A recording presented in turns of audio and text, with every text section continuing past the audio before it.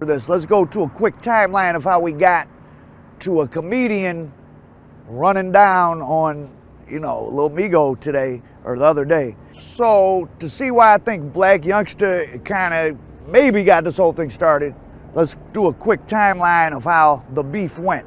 So in 2014, Dolph released High Class Street Music 4 mixtape, and he was getting popular. He went out swaying in the morning, and he just said, I didn't sign to Yo Gotti, who asked me to, because I didn't want to be a part of another artist movement. I got enough business acumen myself. The way he said it on Sway's show sounded not disrespectful.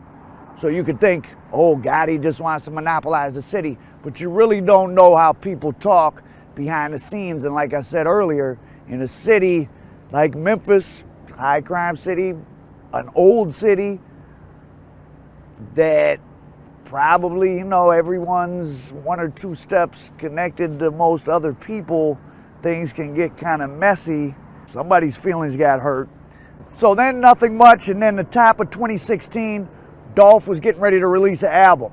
So on February 11th on Twitter, he said, bro, it went from being my #1 fan and wanting to sign me to being my biggest hater, and a week later his album, King of Memphis, came out. But then he went on Ebro in the morning, and Gotti, of course, had been calling himself King of Memphis. But everybody who's big calls himself the king of something, so it's hard to tell somebody don't call yourself that.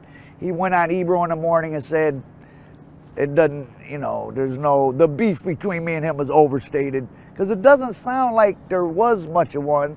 But then that Play With Your Bitch came out. Stuff must have been going on behind the scenes. On March 2nd of 2017, a year later, Black Youngster got kind of wild on maybe Twitter or Instagram. Dolph, you a bitch, you soft. If you got a problem, say you got a problem, I'ma slap you when I see you.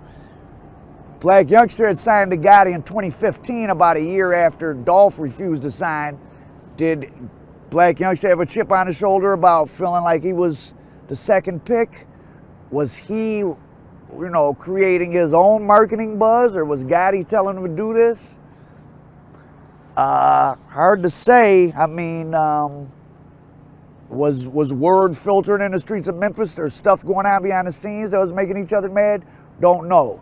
But of course, 50 Cent really took it to the next level, and it includes violence. When you start serious beef with serious people, it can jumpstart your career. Youngster, of course, there was all those cases, and I don't have to rehash all of that, but it started when he pulled up in Dolph's hood with a bunch of guns, something about where's Dolph. I mean, that's pretty aggressive. Now, Yo Gotti was in England doing a press tour. He was on that Tim Westwood show, and he said, little homie, meaning Black Youngster, he's on the team. So I'm always give him the proper advice. My advice, I don't move like that. I'm always going to tell not only him, but any youngin', don't handle your business like that. Can't imagine Gotti would have wanted to be overly mixed up in some violence, especially in Memphis. So, but then a bunch of back and forth stuff happened. Dolph was shot in LA, in Hollywood, but I was told by some people, Gotti got shot before that. No one heard about it. It wasn't that bad, but they kept it covered up. I don't know what happened to Dolph's manager who supposedly shot. Gotti's manager who supposedly shot Dolph. Stuff in LA kind of can go away.